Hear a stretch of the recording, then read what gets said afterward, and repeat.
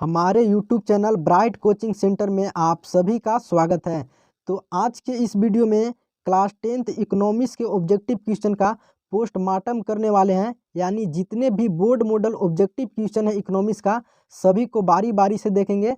तो हमारे वीडियो के साथ लास्ट तक बने रहें और हमारे चैनल को सब्सक्राइब कर लें। चलते हैं क्वेश्चन की ओर। फर्स्ट नंबर क्वेश्चन है, निम्न में प्राथमिक क्षेत्र कहा जाता है। फर्स्ट नंबर क्वेश्चन क्या है, निम्न में प्राथमिक क्षेत्र कहा जाता है। तो प्राथमिक क्षेत्र किसे कहा जाता है? जो पूरी तरह से नेचर अर्थात प्राकृतिक पर निर्भर होता है, उससे क्या कहते हैं? प्राथमिक क्षेत्र। जैसे मुर्गी पालन हो गया, एक प्राकृतिक पर आधारित होता है। मत्स्य पालन हो गया, कृषि हो गया, ये जितने भी हैं सब क्या है? प्राथमिक क्षेत्र है। तो right answer option number B, कृषि क्षेत्र क्या है? प्राथमिक क्षेत्र जो प्राकृतिक पर आधारित होता है। तो इसका राइट आंसर क्या होगा? कृषि क्षेत्र। आगे नेक्स्ट क्वेश्चन क्या है, इनमें कौन से देश में मिश्रित अर्थव्यवस्था है? क्वेश्चन 2 नंबर क्वेश्चन क्या पूछ रहा है, इनमें कौन से देश में मिश्रित अर्थव्यवस्था है? तो मिश्रित अर्थव्यवस्था क्या होता है कि उत्पाद के साधन का व्यक्तित्व सरकार और निजी व्यक्ति दोनों के हाथों में होता है। अर्थात उत्पादन के साधन का स्वामित्व जो होता है सरकार और निजी व्यक्ति के दोनों के हाथों में होता है। तो भारत जो है, भारत देश है, भारत देश में मिश्रित अर्थव्यवस्था अर्थात सरकार और निजी व्यक्ति दोनों के हाथों में होता है। तो इसका राइट आंसर क्या होगा? Option number C. आगे नेक्स्ट क्वेश्चन क्या है, नई आर्थिक नीति में किसे शामिल किया गया है? तो नई आर्थिक नीति में सभी को शामिल किया गया है। उदारीकरण, निजीकरण, वैश्वीकरण, ये सब जितने भी हैं सब शामिल थे। तो इसका राइट आंसर क्या होगा? ऑप्शन नंबर डी, इनमें सभी। आगे नेक्स्ट क्वेश्चन है, इनमें से कौन बहुराष्ट्रीय कंपनी है? बहुराष्ट्रीय यानी कि विदेशी कंपनी है। ऑप्शन ए में फोर्ड मोटर्स, ऑप्शन ए में क्या है? Ford Motors, Samsung, Coca Cola या इनमें सभी। तो ये सब जितने भी हैं, फोर्ड मोटर्स हो गया, सैमसंग हो गया, कोको कोला, ये सब जितने भी हैं सब क्या है? बहुराष्ट्रीय कंपनी है। तो इसका राइट आंसर क्या होगा? Option number D. आगे नेक्स्ट क्वेश्चन है, बिहार के पिछड़ेपन के मुख्य कारण कौन से हैं? पूछ रहा है क्या है, बिहार के पिछड़ेपन के क्या कारण है? तो इसका ऑप्शन नंबर ए में है गरीबी, ऑप्शन बी में है बढ़ती हुई जनसंख्या, सी में है बाढ़ से क्षति अर्थात बाढ़ से हानि, और डी में है सभी। तो इसका राइट आंसर हो जाएगा इनमें सभी। यानी कि बिहार के पिछड़ेपन में गरीबी का भी मुख्य कारण है, बढ़ती हुई जनसंख्या, ये सबसे ज़्यादा बढ़ती हुई जनसंख्या मुख्य कारण है, और ऑप्शन सी में क्षति। तो इसका राइट आंसर क्या हो जाएगा? ऑप्शन नंबर डी, इनमें सभी। यानी कि बिहार के पिछड़ेपन में गरीबी मुख्य कारण है, बढ़ती हुई जनसंख्या भी मुख्य कारण है, और बाढ़ से क्षति ये भी मुख्य कारण है। तो इसका राइट आंसर क्या होगा? Option number D. आगे नेक्स्ट क्वेश्चन है, सेवा क्षेत्र के कितने भाग होते हैं? क्या पूछ रहा है, सेवा क्षेत्र के कितने भाग होते हैं? 2, 4, 3 या 5? तो सेवा क्षेत्र के कितने भाग होते हैं? 2 होते हैं। सेवा क्षेत्र के 2 कौन कौन से? एक होता है सरकारी और एक होता है गैर सरकारी। तो इसका राइट आंसर क्या होगा? ऑप्शन नंबर ए, 2 होते हैं। सेवा क्षेत्र के 2 भाग होते हैं।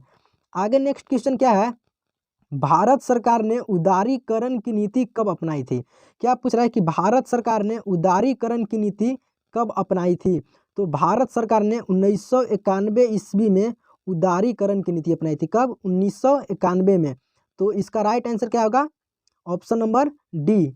आगे नेक्स्ट क्वेश्चन क्या है, भारत में वित्तीय वर्ष कहा जाता है। देखिए ये भी बार बार पूछा गया सवाल है मैट्रिक में, भारत में वित्तीय वर्ष कहा जाता है। तो भारत में वित्तीय वर्ष कब से कब होता है? 1 अप्रैल से 31 मार्च। याद रखना है कि भारत में वित्तीय वर्ष कब से कब होता है? 1 अप्रैल से 31 मार्च। तो इसका राइट आंसर क्या होगा? Option number C. आगे नेक्स्ट क्वेश्चन क्या है, भारत की वित्तीय राजधानी किस शहर को कहा गया है? यानी कि भारत की वित्तीय राजधानी किस शहर को कहा गया है? ऑप्शन ए में है मुंबई, ऑप्शन ए में क्या है? मुंबई, दिल्ली, पटना या बेंगलोर। तो भारत की वित्तीय राजधानी मुंबई को कहा गया है। किसे? मुंबई को। तो इसका राइट आंसर ऑप्शन नंबर ए राइट आंसर होगा।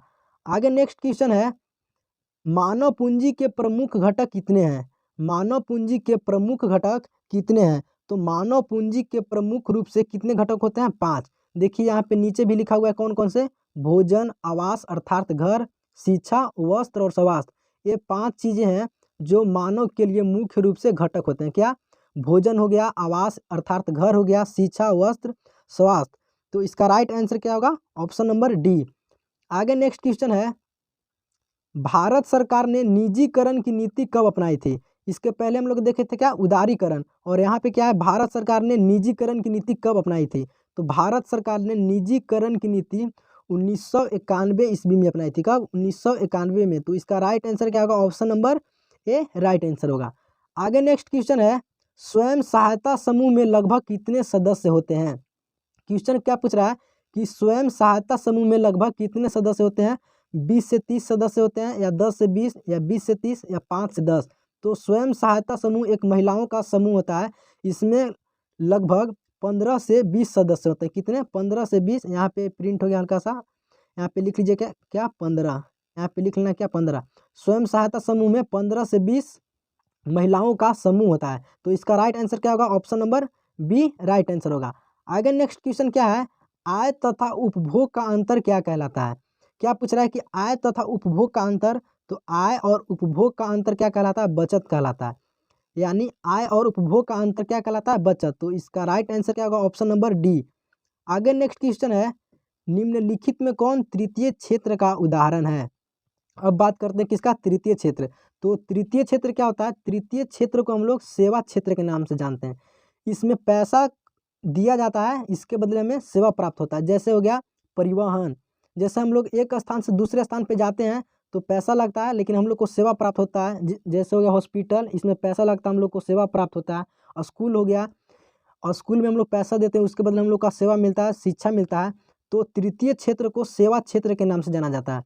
तो संचार मतलब हो गया, जैसे एयरटेल, BSNL, ये सब जितने भी बात करने का साधन, उसे संचार का साधन कहते हैं। परिवहन, जितने भी गाड़ी हैं परिवहन के साधन हैं। तो ऑप्शन ए में क्या? संचार, ऑप्शन बी में है परिवहन, और सी में है दोनों, और डी में है कृषि। तो कृषि तो हो जाएगा आपका प्राथमिक क्षेत्र। तो इसका राइट आंसर क्या होगा? ऑप्शन नंबर सी, यानी संचार और परिवहन दोनों क्या है? तृतीय क्षेत्र हैं। तो इसका राइट आंसर क्या होगा? Option number C. आगे नेक्स्ट क्वेश्चन देखते हैं, क्या है कि प्रति व्यक्ति आय बराबर क्या होता है? यानी किसी भी देश का प्रति व्यक्ति आय, या अपने घर का भी निकालना प्रति व्यक्ति आय तो निकल सकता है। कैसे? तो उसका एक फार्मूला होता है। अगर पूरे देश के निकलना है तो देश का कैसे निकलता है? प्रति व्यक्ति आय राष्ट्रीय आय बटा कुल जनसंख्या, अर्थात राष्ट्रीय आय में देश के कुल जनसंख्या से भाग देने पर क्या निकलता है? प्रति व्यक्ति आय। यहाँ पे पूछ रहा था क्या? प्रति व्यक्ति आय का फार्मूला, अर्थात प्रति व्यक्ति आय बराबर क्या होता है? तो राष्ट्रीय आय बटा देश के कुल जनसंख्या से भाग देने पर क्या निकलता है? प्रति व्यक्ति आय। तो इसका राइट आंसर क्या होगा? Option number C. आगे नेक्स्ट क्वेश्चन देखते हैं, क्या है? अर्थव्यवस्था की संरचना को कितने भागों में बांटा गया है? लेसन 1 का ऑब्जेक्टिव क्वेश्चन है, अर्थव्यवस्था की संरचना को कितने भागों में बांटा गया है? तो इसे तीन भागों में बांटा गया। कौन कौन? प्राथमिक क्षेत्र, द्वितीय क्षेत्र और तृतीय क्षेत्र। तो इसका राइट आंसर क्या होगा? ऑप्शन नंबर ए। इसका राइट आंसर क्या होगा? ऑप्शन नंबर ए। 3 क्षेत्र में कौन कौन से? प्राथमिक क्षेत्र, द्वितीय क्षेत्र और तृतीय क्षेत्र। आगे नेक्स्ट क्वेश्चन है, इनमें से किसे पिछड़ा राज्य कहा जाता है? ऑप्शन ए में है दिल्ली, बिहार, पंजाब या केरल। तो ये सब कोई जानता है कि बिहार को किससे पिछड़ा राज्य कहा जाता है? बिहार को। तो इसका राइट आंसर क्या होगा? Option number B. आगे नेक्स्ट क्वेश्चन चलते हैं, क्या है कि भारत के केंद्रीय बैंक कौन है? तो भारत के केंद्रीय बैंक है कौन सा? RBI। भारत के केंद्रीय बैंक कौन है? RBI। RBI reserve bank of India. तो इसका राइट आंसर क्या होगा? Option number A RBI reserve bank of India. Bharat का केंद्रीय बैंक कौन है? याद रखना है, RBI reserve bank of India. आगे नेक्स्ट क्वेश्चन है, भारत उपभोक्ता संरक्षण अधिनियम की घोषणा कब हुई थी? क्या क्वेश्चन कि भारत उपभोक्ता संरक्षण अधिनियम की घोषणा कब हुई थी? तो इसका राइट आंसर क्या होगा? 1986। Option number D right answer होगा क्या? 1986 में। आगे नेक्स्ट क्वेश्चन है, उपभोक्ता द्वारा शिकायत करने के लिए आवेदन शुल्क कितना लगता है? ऑप्शन ए में 10 रुपया, बी में 70 रुपया, सी में 50 रुपया और डी में इनमें से शुल्क नहीं दिया हुआ है। तो इसका राइट आंसर क्या होगा? Option number D. Option number D right answer होगा। आगे नेक्स्ट क्वेश्चन है, गरीबी ही गरीबी को जन्म देती है, किसने कहा था? तो गरीबी ही गरीबी को जन्म देता है, एक कहे थे कौन? रैगनर नर्क्स। कौन कहे थे? रैगनर नर्क्स। तो इसका राइट आंसर क्या होगा? ऑप्शन नंबर ए रैगनर नर्क्स। आगे क्वेश्चन चलते हैं, क्या है कि जिस देश का राष्ट्रीय आय अधिक होता है वह देश क्या कहलाता है? यानी कि जिस देश का राष्ट्रीय आय अर्थात इनकम ज़्यादा होता है वह देश क्या कहलाता है? ऑप्शन ए में अर्ध विकसित, विकसित या अविकसित या इनमें से कोई नहीं। तो जिस देश का राष्ट्रीय आय अधिक होता है अर्थात इनकम अधिक होता है वह देश विकसित कहलाता है। क्या? विकसित। तो इसका right answer option number B होगा। आगे नेक्स्ट क्वेश्चन क्या है, इनमें से कौन संस्थागत वित्त का साधन है। पूछ रहा है क्या, इनमें से कौन संस्थागत पूछ रहा है, यहाँ पे गैर संस्थागत नहीं, ध्यान दीजिएगा यहाँ पे क्या पूछ रहा है, संस्थागत। तो एक होता है संस्थागत और एक होता है गैर संस्थागत। तो गैर संस्थागत क्या होता है, महाजन, व्यापारी, सेठ, रिश्तेदार, ये सब जितने भी होते हैं सब क्या होते हैं, गैर संस्थागत। और एक होता है संस्थागत, जैसे हो गया सहकारी बैंक हो गया, भूमि विकास बैंक हो गया, ये सब जितने भी हैं कौन कौन सा होते हैं, संस्थागत वित्त का संस्थागत वित्त का साधन। तो यहाँ पे पूछ रहा है किसका, संस्थागत वित्त का साधन। तो इसका राइट आंसर क्या हो जाएगा, व्यवसायिक बैंक, ऑप्शन नंबर डी। व्यवसायिक बैंक क्या है, संस्थागत वित्त का साधन है। और इसके अलावा जितने भी सेठ साहब, सेठ हो गए, रिश्तेदार, महाजन, ये सब है गैर संस्थागत। याद रखना क्या, संस्थागत वित्त का साधन कौन सा है, व्यवसायिक बैंक हो गया, भूमि विकास बैंक हो गया, ये सब क्या है, संस्थागत। इसके अलावा जितने भी option number A B C हैं ये सब क्या है, गैर संस्थागत है। आगे नेक्स्ट क्वेश्चन है, व्यवसायिक बैंक का राष्ट्रीयकरण कब किया गया था। बहुत ही मजेदार सवाल है, ये भी पूछा गया है ऑब्जेक्टिव क्वेश्चन में, व्यवसायिक बैंक का राष्ट्रीयकरण कब किया गया था। तो इसका राइट आंसर क्या होगा, ऑप्शन नंबर ए इसका राइट आंसर होगा 1969 ईस्वी में। व्यवसायिक बैंक का राष्ट्रीयकरण कब किया गया था, 1969 में। आगे नेक्स्ट क्वेश्चन है, इनमें से कौन बीमारू राज्य है। देखिए इस पे हर सवाल हर बार इससे पूछा जाता है, कभी देता है इनमें से कौन बीमारू राज्य है, या कभी देता है कि इनमें से कौन बीमारू राज्य नहीं है। तो याद रखना है, देखिए यहाँ पे लिख दिए ट्रिक के माध्यम से, बीमारू राज्य बी आई से हो जाता है बिहार, ए में से होता है मध्य प्रदेश, और आर से हो जाता है राजस्थान, और यू से हो जाता है क्या, उत्तर प्रदेश। तो ध्यान में रखना क्या कि आपसे पूछेगा क्या कि इनमें से कौन बीमारू राज्य हैं, या कभी दे देगा क्या कि इनमें से कौन बीमारू राज्य नहीं है। तो यहाँ पे क्वेश्चन क्या है कि इनमें से कौन बीमारू राज्य हैं। तो ऑप्शन ए में है उत्तर प्रदेश, बी में है राजस्थान, सी में है बिहार, और डी में है इनमें सभी।